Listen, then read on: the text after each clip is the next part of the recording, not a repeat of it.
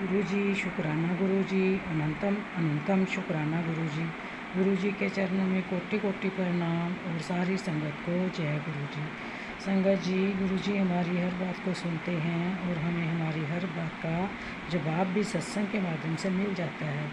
संगत जी, इस चैनल पर गुरुजी के प्यारे प्यारे सत्संग सुनाए जाएंगे।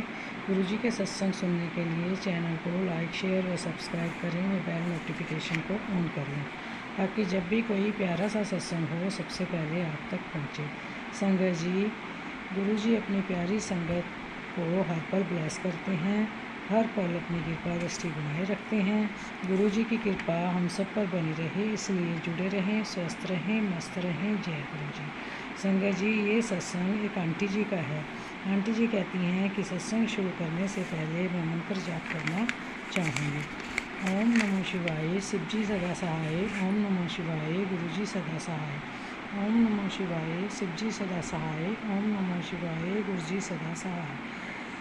जय गुरुजी, शुक्राना गुरुजी। संगत जी, आंटी जी कहती हैं कि मैं रोज़ सत्संग सुनती थी तो उसमें अन्य संगत जी ये बताती कि गुरुजी ने मुझे बटरफ्लाई, कबूतर या मोर रूप में दर्शन दिए। तो मेरे मन में आया कि गुरुजी आप सबको दर्शन देते हैं, लेकिन मुझे कभी आप दर्शन नहीं देते। क्या मेरी पूजा में कोई कमी है या मुझसे कोई गलती हो गई है जो आप मुझे दर्शन नहीं देते? ये बात कहकर मैं लगभग भूल गई।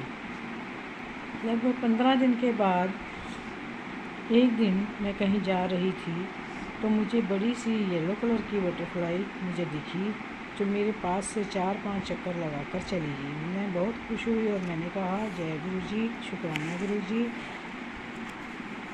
संगत जी, जिस जगह पर मुझे जाना था तो वहाँ पहुँचने पर भी मुझे मोर की आवाज़ एक बार नहीं 2-3 बार सुनाई दी। जैसे गुरुजी कह रहे हैं, ले मैं तेनू दर्शन देन आ गया हूँ शुक्राना कर। तब मैंने जय गुरुजी, शुक्राना गुरुजी कहा। संगत जी, एक सत्संग दूसरी आंटी जी का है।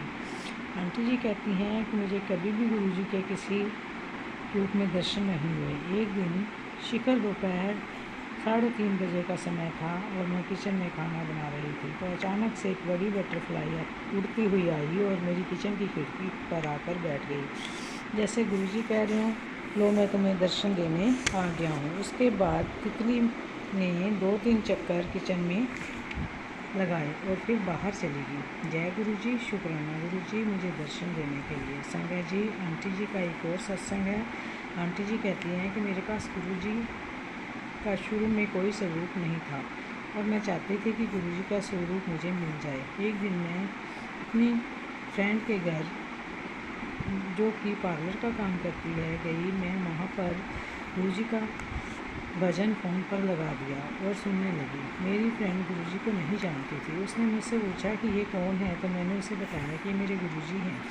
इसके बाद मैंने अपने घर आ गई। फिर एक अन्य आंटी जी जो मेरी फ्रेंड के पार्लर पर काम करती है, वो मेरी फ्रेंड के घर आई। उसने अपने मोबाइल की स्क्रीन पर गुरुजी का स्वरूप लगा रखा था। जब मेरी फ्रेंड ने उन्हें देखा तो वो उन आंटी से कहने लगी कि आप भी गुरुजी को मानती हैं। और मेरी फ्रेंड ने उन आंटी जी को मेरे बारे में बताया तथा मुझसे फ़ोन पर बात करवाई। बात करते समय मैंने उनसे सीधा ही पूछ लिया कि आपके पास गुरुजी का स्वरूप है? तो उन्होंने मुझे एक पॉकेट स्वरूप भेजा और कहा कि मुझे ये 2 स्वरूप किन्हीं सेवादार से मिले थे और उन्होंने कहा था कि इनमें से एक आपका है और दूसरा किसी अन्य संगत का है जो उस तक अपने आप पहुंच जाएगा। संगत जी, वो स्वरूप आंटी जी के पर्स में 2.5 साल तक पड़ा रहा। उसके बाद गुरुजी के आशीर्वाद से वो स्वरूप मुझ तक पहुँच गया। जय गुरुजी, शुक्राना गुरुजी मुझे ब्लेसिंग देने के लिए। अनंतम अनंतम शुक्राना मेरे गुरु महाराज का, अनंतम अनंतम शुक्राना। संगत जी, ये सत्संग एक और आंटी जी का। आंटी जी कहती हैं कि सत्संग शुरू करने से पहले मैं मंत्र जाप करना चाहूँगी। ओम नमः शिवाय, शिव जी सदा सहाय। ओम नमः शिवाय, गुरुजी सदा सहाय। संगत जी, आंटी जी कहती हैं कि मेरी आँखों में जन्म से प्रॉब्लम है जिससे मुझे थोड़ा कम दिखाई देता है। आंटी जी कहती हैं मैं कई बार आँखों की जांच कराई तो हर बार मुझे निराशा ही आती है। संगत जी, अब तो मेरी आँखों में मोतिया आ गया और मुझे बिल्कुल पास से भी दिखाई नहीं देता। मैंने आँखों की बहुत बार जांच कराई तो मुझे हर बार डॉक्टर बोले कि हम आपका मोतिया नहीं निकाल सकते क्योंकि इससे आपकी आँखों को नुकसान हो सकता है।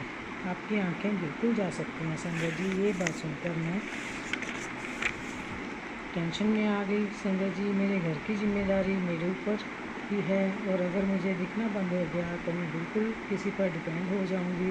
तब मैं क्या करूंगी, यही सोचकर मैंने सच्चे मन से गुरुजी से प्रार्थना करी कि गुरुजी, मेरी आँखों की समस्या का कोई हल आप ही निकालो, मेरी आँखें ठीक कर दो। अब संगत जी, मैं रोटरी क्लब के हॉस्पिटल में आंखें चेक करवाने गई। हॉस्पिटल 10 बजे खुलता और मैं 12 बजे वहाँ पहुँची।